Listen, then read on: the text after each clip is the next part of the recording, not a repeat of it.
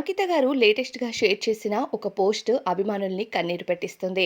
అంకిత గారు ఇప్పటికే రాజ్ గారితో మ్యూచువల్‌గా విడిపోయినట్టు ఒక వీడియో ద్వారా అందరికీ క్లారిటీ ఇచ్చారు. అయితే రాజ్ గారు ఆయన ఇన్‌స్టాగ్రామ్ అలానే యూట్యూబ్ ఛానెల్‌లో ఫుల్ లెంగ్త్ వీడియోని ఎందుకు విడాకులు తీసుకొని విడిపోయాము అన్నది షేర్ చేస్తానంటూ సస్పెన్స్‌ని క్రియేట్ చేస్తూ ఇప్పటివరకు ఆ వీడియోనైతే షేర్ చేయలేదు. వీరి విడాకుల పైన పూర్తి క్లారిటీ ఇస్తానంటూ తెలియజేస్తున్నారు. దీనితో అంకిత గారు కూడా విడాకుల విషయం పైన నేను కూడా మాట్లాడతా అన్నట్టుగా ఒక పోస్ట్‌నైతే చేశారు. ఆ పోస్ట్‌లో ఇలా రాసుకుంటూ వచ్చారు. ఎంత బాధపడ్డా అనేది నాకు తెలుసు. గడిచిన 2 ఇయర్స్ మాట్లాడే టైం వచ్చినప్పుడు ష్యూర్‌గా మాట్లాడతా. దానికోసమే ఈ వీడియో. నా మనసులో ఉన్న బాధ ఈ వీడియో రూపంలో చేశా. Full video coming soon. నా యూట్యూబ్‌లో అప్‌లోడ్ చేస్తా. వద్దు అనుకున్నా కాబట్టి నేను సైలెంట్‌గా ఉన్నా. నా ఫ్యామిలీ ఎంతో బాధపడ్డారు ఈ 4 మంత్స్. బట్ ఎక్కడ నేను చెప్పుకోలేదు. అది నేను.